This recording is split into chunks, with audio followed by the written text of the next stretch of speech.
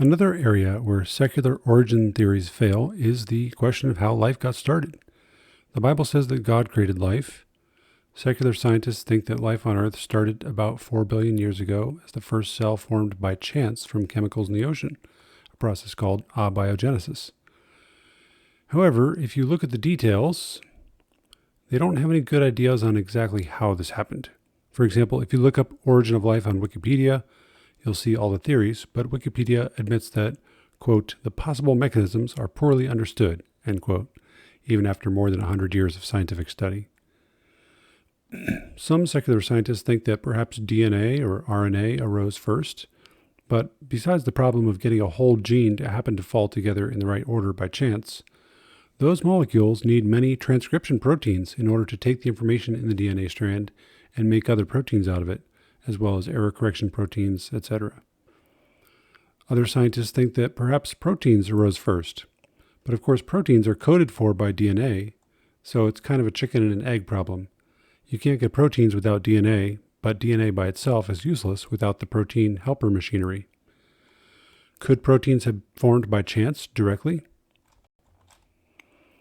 Scientists have found that the simplest living cells need over 400 types of proteins inside them. Of course, proteins are little mechanical parts which the cell needs to survive.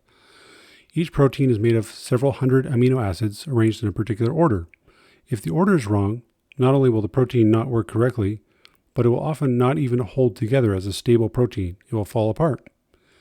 But to get the order right, there has to be hundreds of amino acids that come together in just the right order, and the chance of that happening is extremely low. Scientists have estimated that the chance of a single protein of length 150 amino acids forming by chance is 1 in 10 to the 77th power, if we assume that all chemical bonds are guaranteed to be peptide bonds and all molecules have the same homochirality, or 1 in 10 to the 164th power if we remove those assumptions. So it is very unlikely. But given enough time, couldn't almost anything happen? Even if the universe was 13.8 billion years old, so 10 to the 16th seconds, and all 10 to the 80th particles in the universe were interacting with each other as fast as they possibly could every Planck time, so 10 to the minus 43 seconds, that would lead only to a maximum possible number of possible physical molecular interaction events that could have taken place of 10 to the 139th events, much less than the 10 to the 164th number of trials needed to get a single small protein to form by random chance. So scientifically, it's unreasonable and irrational to believe that those cellular parts arose by chance. It's more rational and reasonable to credit God as the designer, the intelligent designer who can make this happen. Further, the simplest cell observed today needs about 400 different types of proteins, and many of them are much longer than 150 amino acids. For example, an RNA polymerase is more than 3,000 amino acids long.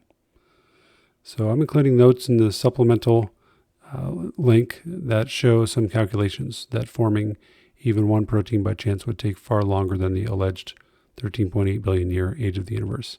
So to believe that an entire living cell with the necessary hundreds of proteins all formed by chance in the same spot in the ocean at the same time is just scientifically unreasonable and irrational.